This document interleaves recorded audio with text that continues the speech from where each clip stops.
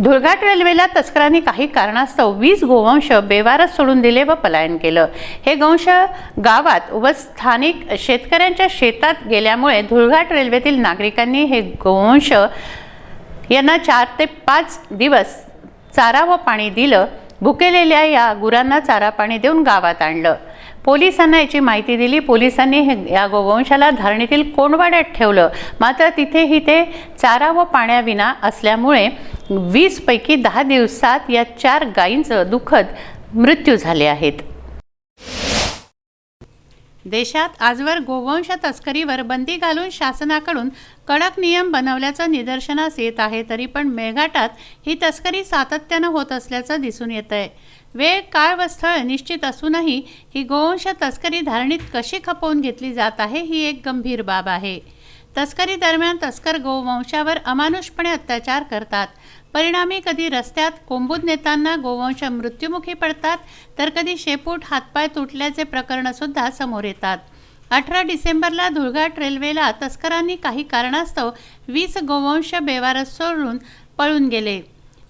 हे गोवंश गावात व शेतात गेल्यामुळे धुळघाट रेल्वेतील नागरिकांनी 4-5 दिवसापासून भुकेल्या अवस्थेत असलेल्या या गुरांना चारा पाणी देऊन गावात आणलं। नंतर पोलिसांना याबाबत माहिती देण्यात आली। पोलिसांनी या गोवंशाला धारणीतील कोंडवाड्यात टाकलं व माननीय न्यायालयाच्या आदेशानुसार गौशाळेत पाठवण्याबाबत निर्णय घेतला। मात्र गंभीर बाब अशी की 10 दिवसात या 20 पैकी 4 गायींचा दुःखद मृत्यू झाला आहे।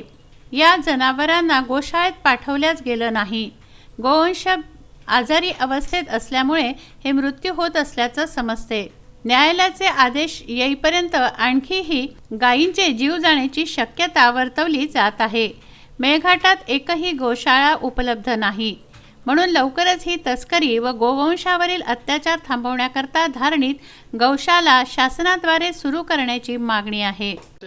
तारीख 18 और 19 तारीख को ये जानवरों को लाया गया है। ये जानवरों को जब ये कोंडवाड़े में लाया गया है तो इनको पूरी तरह से लिटा के और बेहोशी की हालत में लाया गया है। जानवर कई दिनों से भूखे पड़े थे ये, और जब पुलिस स्टेशन से लाया गया तो उनको गाड़ियों में से खींच के गाड़ी के नीचे फेंका गया। यानी कि इतनी बुरी कंडीशन में जानवर यहाँ पे लाए गए, उसके बावजूद इनका चारा पानी का कंटिन्यू यहाँ से, और पशु वैद्य के अधिकारी डेली उनकी तपासनी कर रहे हैं, लेकिन उसके बाद में भी जानवरों की जो हालत है लाइन पे नहीं आ रही।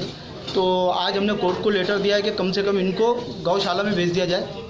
उसके ऊपर देखते अब क्या कार्रवाई होती है। तस्मीन शेख, जुगल किशोर जायसवाल, शकील अहमद, विदर्भ न्यूज़, धारणी।